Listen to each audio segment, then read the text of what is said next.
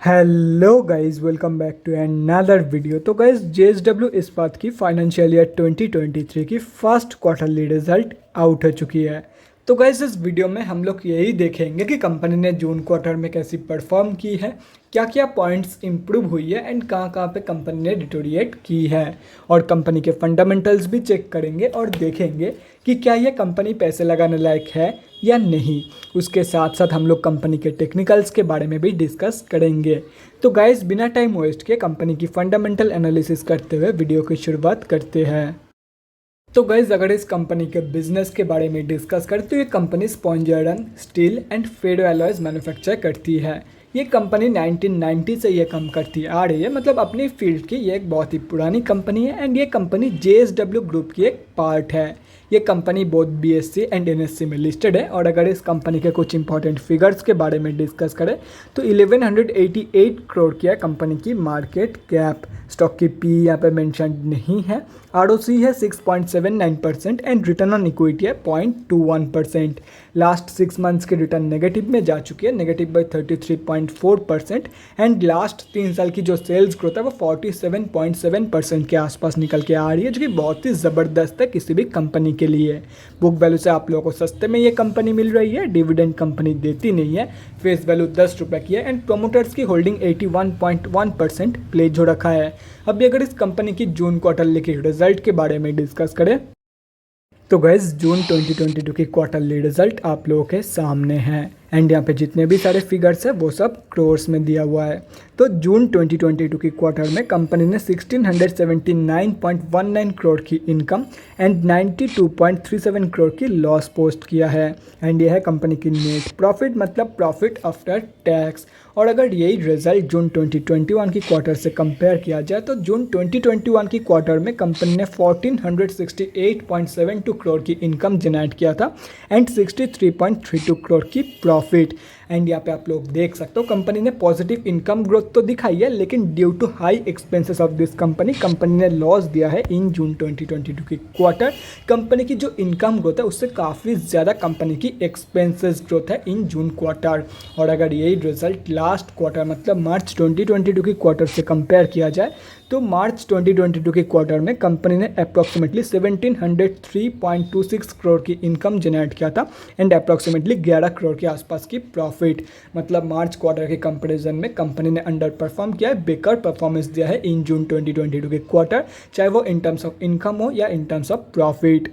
Specially company की जो expenses growth है वो इनकम ग्रोथ के कंपैरिजन में बहुत ही ज़्यादा है एंड उसका प्रूफ आप लोगों के सामने है। मार्च 2022 की क्वार्टर में भी कंपनी ने ज़्यादा इनकम पोस्ट किया था कंपेयर टू जून 2021 की क्वार्टर, लेकिन इसके बावजूद कंपनी ने मार्च 2022 की क्वार्टर में कम प्रॉफिट दिया था कंपेयर टू जून 2022 की क्वार्टर। एंड ये सिर्फ और सिर्फ कंपनी की अनकंट्रोल्ड एक्सपेंसेस ग्रोथ की वजह से हुआ है एंड ये नॉर्मल है, क्योंकि कंपनी की जो रॉ मटेरियल्स की कॉस्ट है वो तो बढ़ ही रहा है, उसके साथ साथ रुपी जो है वो डॉलर के सामने वीक हो रहा है एंड इन्फ्लेशन तो बढ़ ही रहा है। लेकिन अगर ऐसे ही चलती रही तो हो सकता है ये कंपनी आगे चल के टोटली लॉस मेकिंग कंपनी बन जाए। तो ओवरऑल जो जून क्वार्टर की रिजल्ट है वो बहुत ही ज़्यादा वीक निकल के आई है। अभी अगर कंपनी की बैलेंस शीट की हेल्थ के बारे में डिस्कस करें, फाइनेंशियल ईयर 2022 में टोटली उल्टा सीन हो गया है इस कंपनी में। इस कंपनी में रिजर्व रिड्यूस हुई है एंड डेट इंक्रीज हुई है इन FY 2022, मतलब बैलेंस शीट की जो हेल्थ है वो बहुत ही ज़्यादा डिटोरिएट हुई है इन FY 2022। एंड अगर ओवरऑल देखा जाए तो रिजर्व के कंपेरिजन में कई गुना ज़्यादा डेट मौजूद है कंपनी के पास, मतलब ओवरऑल जो बैलेंस शीट की हेल्थ है वो भी एकदम बेकार है। अभी अगर कंपनी के कैश फ्लोज के बारे में डिस्कस करें तो कैश फ्लोज की जो कंडीशन है वो इम्प्रूव हुई है इन फाइनेंशियल ईयर 2022।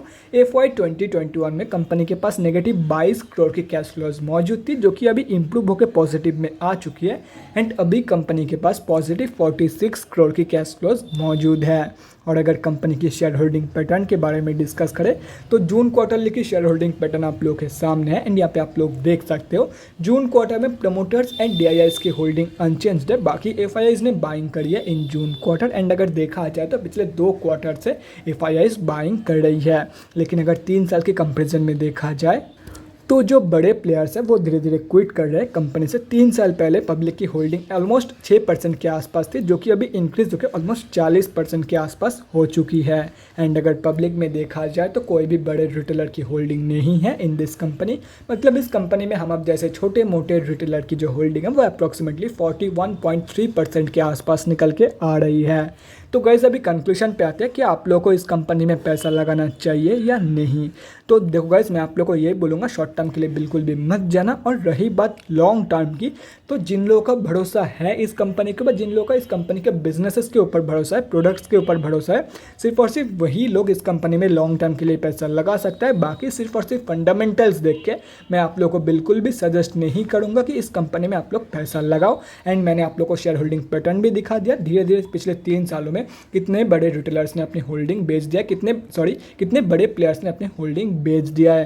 धीरे धीरे बड़े प्लेयर्स जो वो इस कंपनी से क्विट कर रहे हैं। इवन प्रोमोटर्स भी, जिन लोगों ने इस कंपनी को बनाया था, वही लोग इस कंपनी से धीरे धीरे एग्जिट कर रहे हैं। तो ऐसे में हम लोग कैसे भरोसा करके इस कंपनी के ऊपर पैसा लगा दे। तो इसीलिए मैं बोल रहा हूँ, अगर कंपनी के प्रोडक्ट्स के ऊपर भरोसा है then you can definitely go for it. Otherwise सिर्फ और सिर्फ फंडामेंटल्स देख के या तो फिर सिर्फ और सिर्फ कंपनी की फिगर्स देख के मैं आप लोगों को बिल्कुल भी सजेस्ट नहीं करूँगा कि इस कंपनी में आप लोग पैसा लगाओ।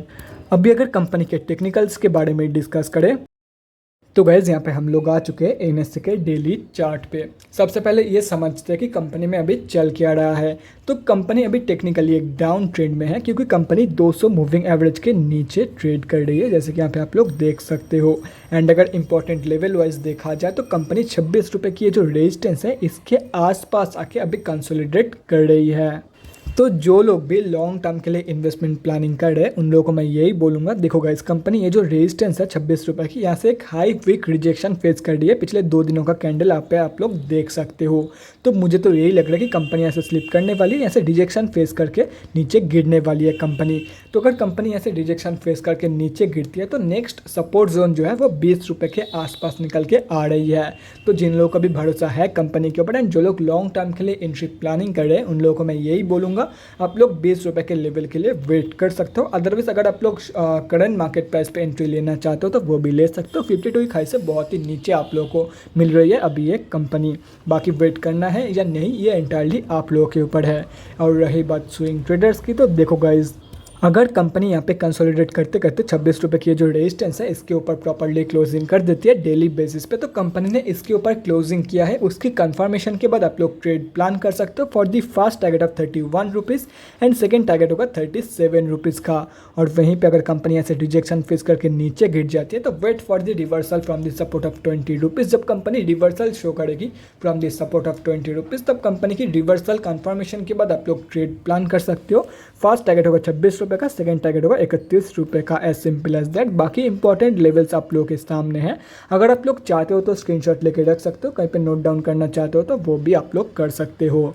तो guys that's it for this video. अगले वीडियो में मिलते हैं गाइज, थैंक्स फॉर वॉचिंग। और गाइज अगर आप लोगों के मन में कोई भी डाउट या क्वेरी रहती है स्टॉक मार्केट या किसी भी स्टॉक से रिलेटेड तो कमेंट सेक्शन में कमेंट करके मुझसे पूछ सकते हो, या तो फिर मेरे इंस्टाग्राम का लिंक आप लोग को डिस्क्रिप्शन बॉक्स में मिल जाएगा, जाके वहाँ पर ही मुझे DM कर सकते हो for an one-on-one conversation। Thanks again for watching guys, bye guys, and definitely guys stay safe।